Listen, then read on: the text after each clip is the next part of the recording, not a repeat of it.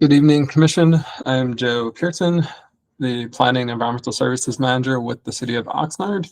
I'm here with Contract Planner Heather Davis. This evening, we are giving a presentation on the zoning code amendments to implement the adopted 2021 to 2029 housing element. The zoning code is made up of Chapter 16 of the Oxnard City Code, which is abbreviated as OCC in this presentation, in the Oxnard Development Code. This application was filed by the City of Oxnard Community Development Department. A little bit of background. In October of 2022, the City of Oxnard's sixth cycle 2021 to 2029 housing element was adopted by the City Council and certified by the State of California Department of Housing and Community Development, also known as HCD. The programs identified in the city's housing element establish the city's commitment to strategies to meet housing needs and comply with state housing law. Housing element programs 6, zoning code amendments, 9, farm worker housing, 22, special need groups, 27, parking standards, and 32, Senate Bill 35, identified several zoning code amendments that are necessary to bring the city's zoning code into compliance with recently adopted state housing laws and address identified constraints to residential development. The proposed zoning code amendment will implement the programs identified in the city's housing element for fiscal year 2022 to 2023. Because the amendments are required to comply with state law or involve minor revisions, they are considered minor in nature.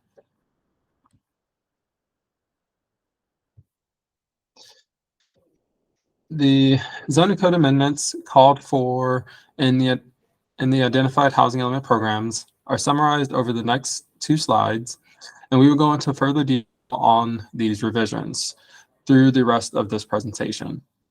The draft ordinances for the proposed zoning code amendments are provided in legislative format in the attachments.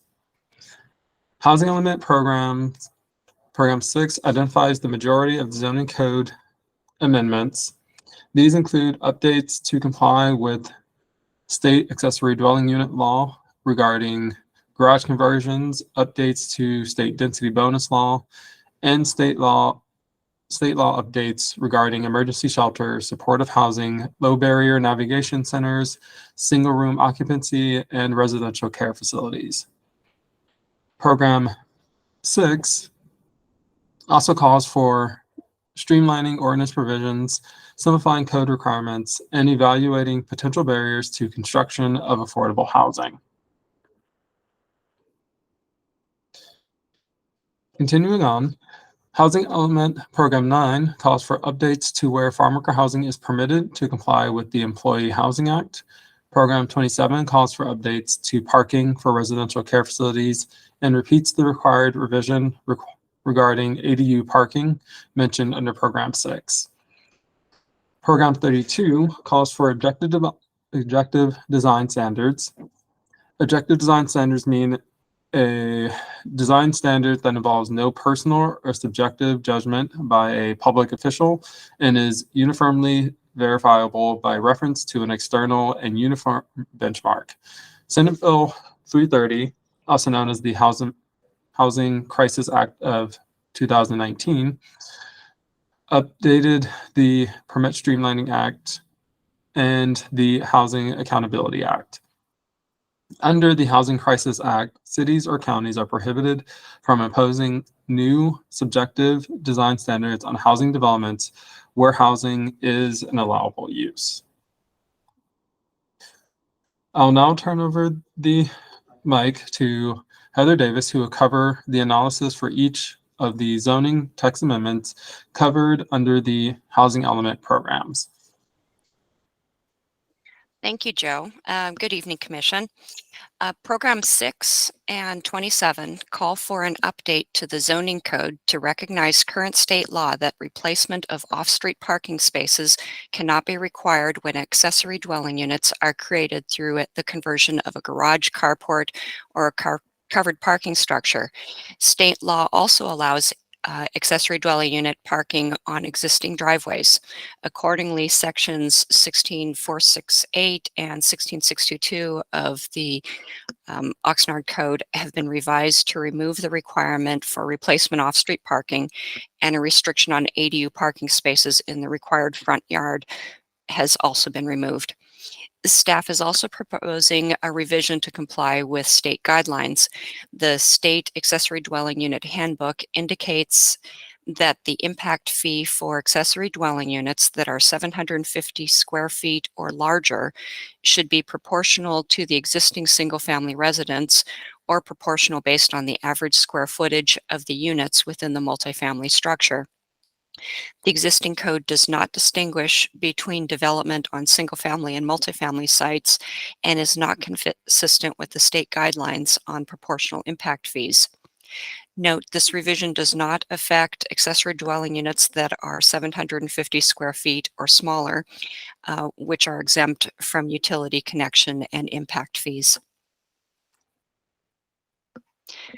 Between 2018 and 2021, the state made substantial changes to the state density bonus law, such as an increase in the allowable density up to 50%, an increase in the number of incentives to 4, a reduction in the affordability requirements for incentives, reduction and waiver of parking requirements under certain circumstances, and removal of common interest requirements for sale development.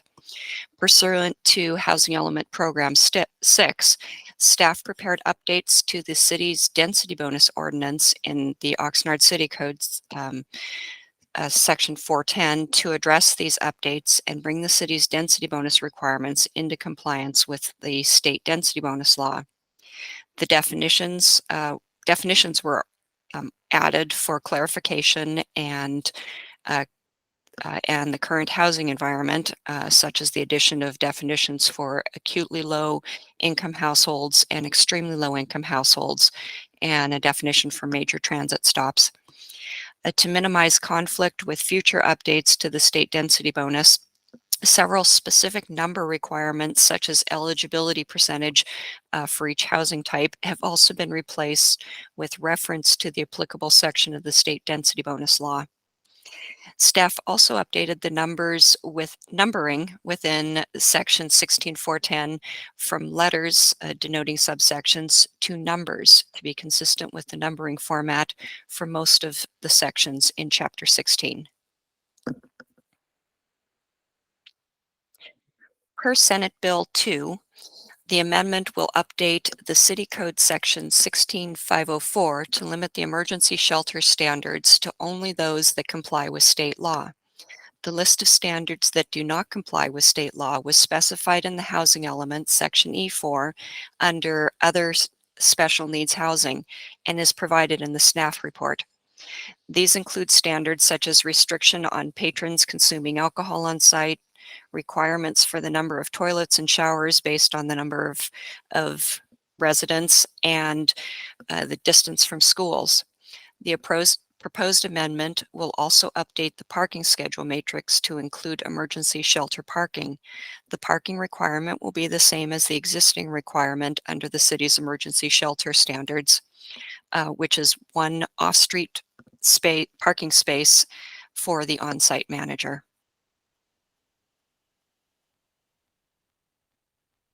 Next slide, please.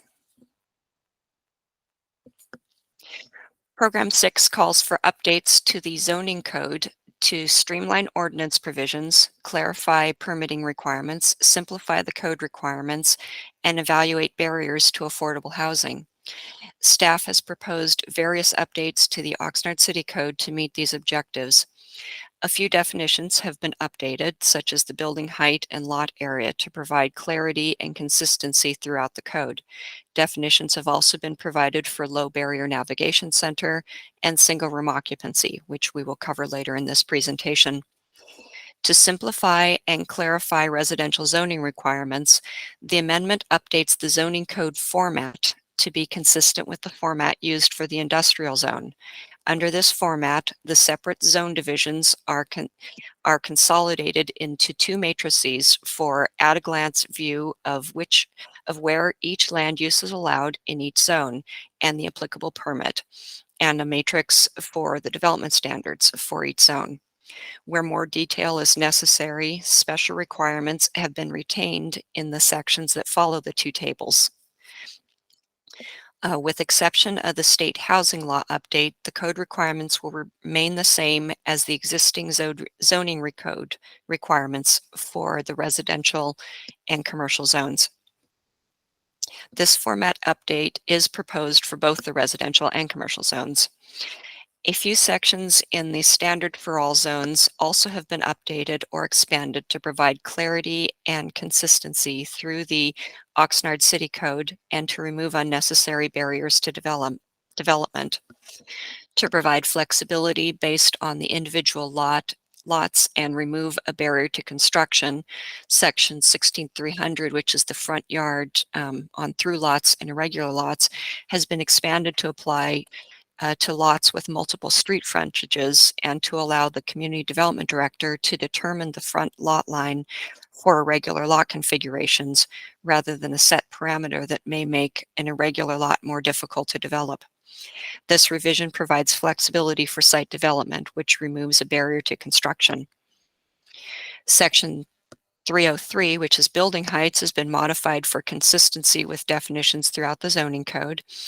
And section 16333, which is parking on residential property, has been modified to provide a way for developers to propose other driveway surfaces, which would be subject to director approval.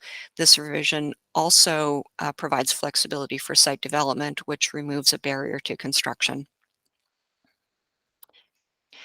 As outlined in Housing Element Program 9, to comply with the State Employee Housing Act, the zoning code must allow farm worker employee housing that serves 6 or fewer persons as a single-family structure in all zoning districts where single-family occupancy is allowed.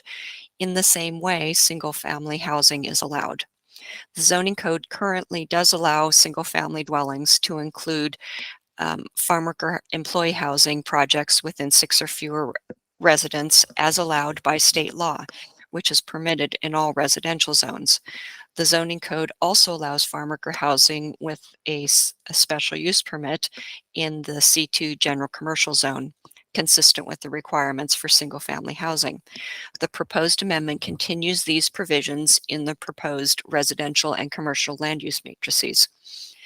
The proposed amendment also updates the land use table in the downtown plan to include farm worker employee housing that serves 6 or fewer persons with single family are permitted, and permits farm worker employee housing with less than 12 units or 36 beds as an agricultural use consistent with state law. Supportive housing is permanent rental housing linked to a range of supportive social services designed to enable residents to maintain stable housing and lead fuller lives. The proposed amendment to the zoning code will allow supportive housing in compliance with Assembly Bill 2162. This law requires that supportive housing be allowed without discretionary review in areas zoned for residential use where multifamily and mixed-use development are permitted, including in non-residential zones permitting multifamily use.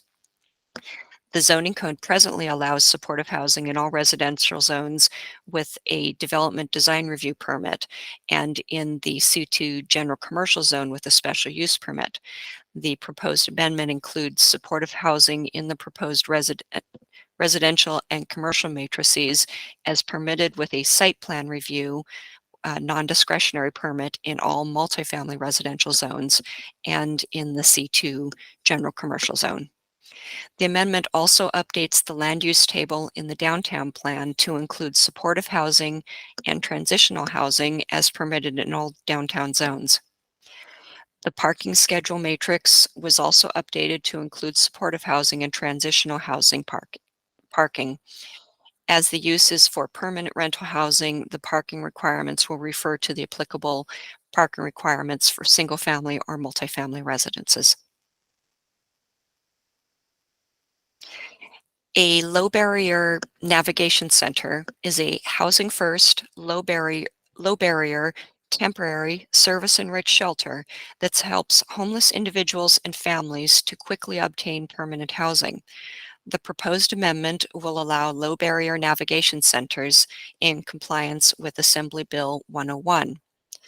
Assembly Bill 101 requires that jurisdictions allow low barrier navigation centers without discretionary review in areas zoned for mixed use and in non-residential zones permitting multifamily use. Specifically, the amendment will permit low barrier navigation centers with a site plan review non-discretionary permit in the C2 general commercial zone and all downtown zones. The amendment will also update the parking schedule matrix to include low barrier navigation center parking. The parking requirements will be the same as the current requirement for emergency shelters discussed earlier, which is one off-street space for the on-site manager. Single-room occupancy is a form of permanent affordable rental housing made up of single, often furnished single-room units where tenants usually share a kitchen, bathrooms, and laundry facilities. Single-room occupancy provides a valuable form of affordable private housing for individuals and can serve as an entry point into the housing market for extremely low-income population, including formerly homeless persons, seniors, and those with disabilities. Assembly Bill 2634 requires jurisdictions to allow single-room occupancy in at least one zoning district. The Oxnard City Code does not explicitly list single-room occupancy as permitted or conditionally permitted use in any zones. Single-room occupancies are typically allowed in general commercial and/or high-density multifamily zones. The proposed amendment will conditionally allow single-room occupancy in the R4 high-density residential zone and the C2 general commercial zone and in the downtown general zones, or sorry, the DTG downtown general zone. Next slide.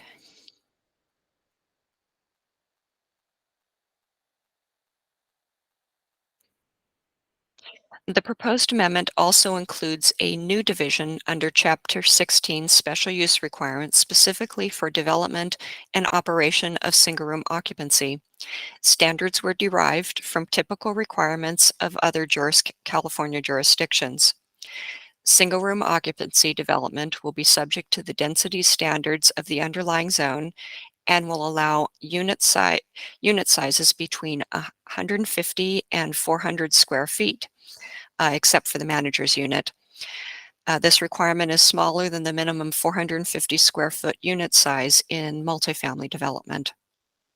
The single-room occupancy development will be required to provide cooking, restroom, and laundry facilities, common interior area, reduced parking, and 24-hour on-site management.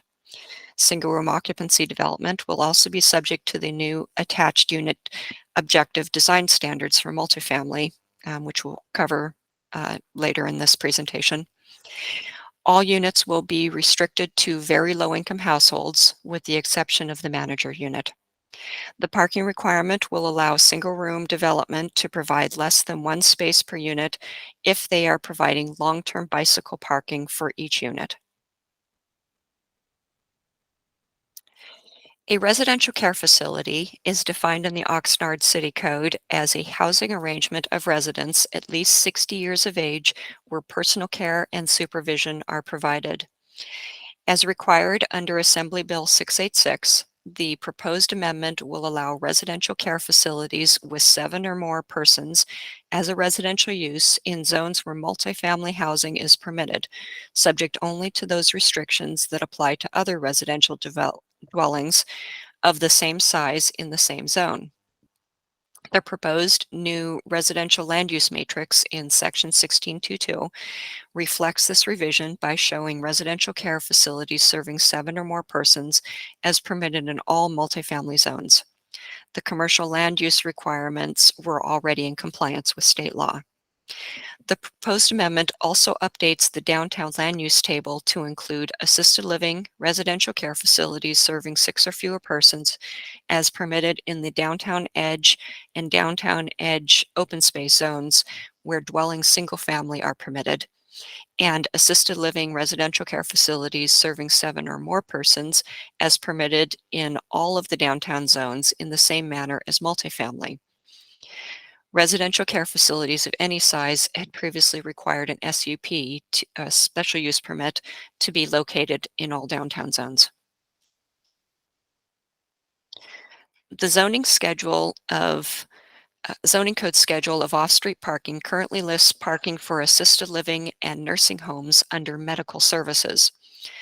Pursuant to Housing Element Program 27, the proposed amendment will classify parking requirements for the facilities for elderly, such as independent living, assisted living, and memory care, as residential uses in the off-street parking matrix in compliance with the Fair Housing Act. Program 27 also calls for the city to establish fixed parking requirements for congregate living facilities, community care facilities, and small residential care facilities so that parking studies are no longer needed or required for these uses. The zoning code presently allows administrative relief for parking requirements for senior and senior assisted living residential facilities with approval of a parking study that demonstrates sufficient parking. The State Department of Housing and Community Development views this requirement for a parking study as a barrier to development of senior housing facilities. To address this barrier, the amendment includes fixed parking requirements for 4 levels of senior housing based on requirements in other jurisdictions. Independent living is typically apartment type housing for active seniors, many of which still drive. Proposed parking requirements reflect a reduced parking need of only 1 parking space per unit or half a parking space for each unit for facilities that provide residents with transportation for medical, retail, or social purposes. Independent living facilities also have a need for visitor parking and employee parking for peak hour staffing. Small residential care facilities and care homes are permitted the same as single-family residential requirements. Assisted living and residential care facility residents typically no longer drive vehicles. Parking needs for such facilities are typically for visitor parking per unit, employee parking for peak hour staffing, and shuttle van parking. Each unit often houses 2 residents per unit. Memory care, nursing home, skilled nursing facilities have similar parking requirements as assisted living and residential care facilities, except for visitor parking is based on the number of beds rather than the number of units. These facilities also have a need for visitor parking, parking for peak hour staffing, and shuttle van parking. Next slide, please. Pursuant to Housing Element Program 6, the amendment will update the reasonable accommodation findings to only include objective considerations in compliance with the Federal Fair Housing Amendment Act. Specifically, the subjective finding identified in the Housing Element section E4 regarding reasonable accommodation will be removed for consistency with state law. This was the required finding that accommodations would result in a substantial increase in traffic or insufficient parking, which are subjective terms. This requirement also conflicts with state density, bonus, and other housing laws that often reduce or waive parking requirements completely. The proposed amendment will update the permit procedures for 4 types of permits. The intent of the revision is to reduce barriers and streamline applications consistent with Housing Element Program 6. The current Development Design Review zoning section only includes 3 sentences. The amendment will codify the existing Development Design Review process to provide greater certainty and transparency for the development community, thereby reducing a barrier to development.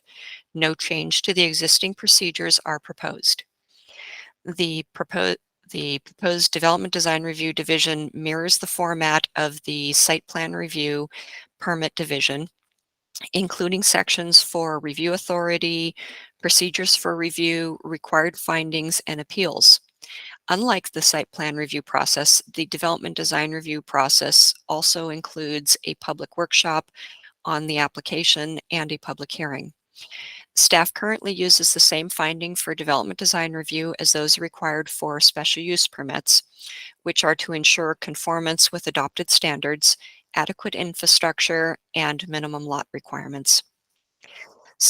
The proposed amendment updates the special use permit expiration provisions to 36 months to remove a potential barrier to construction, as the existing one-year expiration requirement is not sufficient for affordable projects to obtain funding. 3 years is the same expiration term allowed for site plan review permits.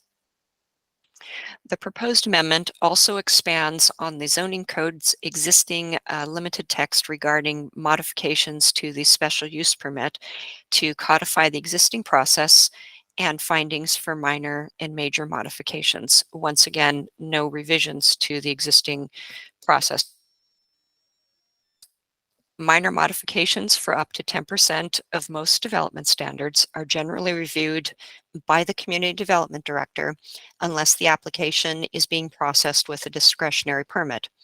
And the Director generally notifies the applicant of approval or conditional approval if the request complies with the Oxnard City Code and the general plan and will not be detrimental to the public health and safety. Major modifications to a special use permit are handled in the same manner as a special use permit application and require the same findings as a special use permit. No changes to the existing procedures are proposed.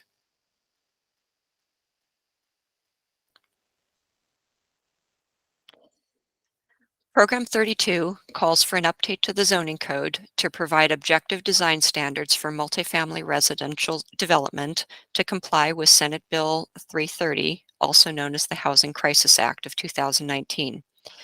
Objective standards, which involve no personal or subjective judgment by a public official, are necessary for streamlined and ministerial review of Senate Bill 35 projects, and provide fixed standards for when the law requires by right approval of development. For example, Assembly Bill 2011, also known as the Affordable Housing and High Road Jobs Act, became effective July of this year, requires by right ministerial approval for qualified mixed income and affordable multifamily development along commercial corridors in commercial zoning districts. The existing attached dwelling unit development standards in section 16360 apply to multifamily development with 6 or more units. The proposed amendment updates the purpose and intent section of the existing attached dwelling unit standards to define objective standards and clarify applicability. The existing attached unit development standards have been updated to move design standards such as utility screening and refuse enclosure design into a separate design standard section. Minimum dwelling sizes have been moved to the new development standard matrix for each zone in section 1623. The development standards have also been updated, such as an increase in the number of required recreational elements to 2, an elevator requirement for buildings with 4 or more stories, and laundry facility requirements. The requirement for a 75-foot distance between a dwelling unit and a garage has also been removed as too restrictive and not applicable in many cases. The proposed new objective design standards for attached dwelling units repeat many of the same objective design standards required for development under the Affordable Housing Additive Zone. However, the proposed attached unit design standards also include requirements for higher density development, such as buildings over 7 stories, and specifications for entrances, parking structures, lighting, landscaping, and public safety standards. Most of these standards are from the city's standard conditions of approval that are applied to development as part of the development design review or special use permit approval process. Next slide.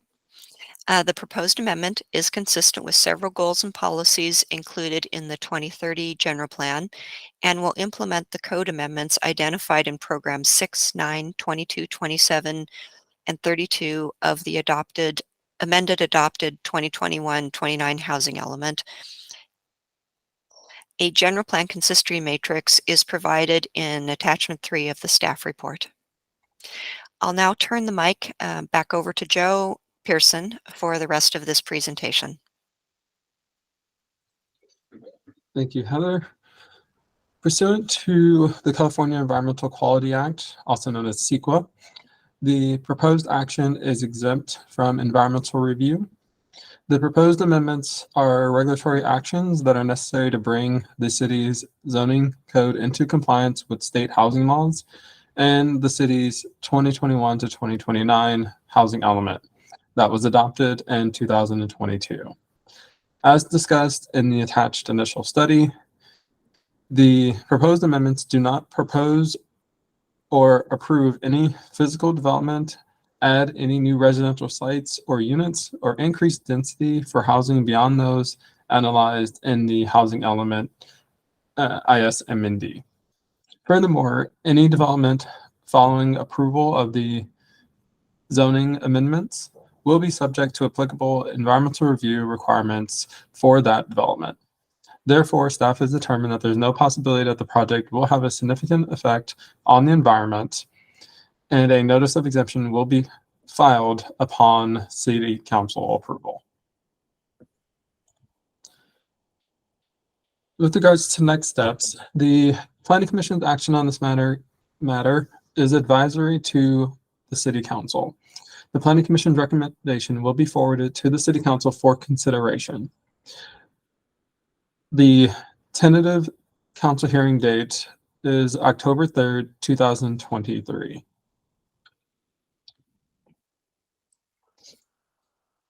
At this time, staff recommends that the Planning Commission review and provide comment on the proposed amendments to Chapter 16 of the Oxnard City Code and Downtown Code to comply with California housing law, and recommend that the City Council find the project to be categorically exempt from environmental review pursuant to the California Environmental Quality Act Guidelines General Rule, and adopt a resolution recommending that the City Council adopt the zoning text amendment ordinances subject to certain findings.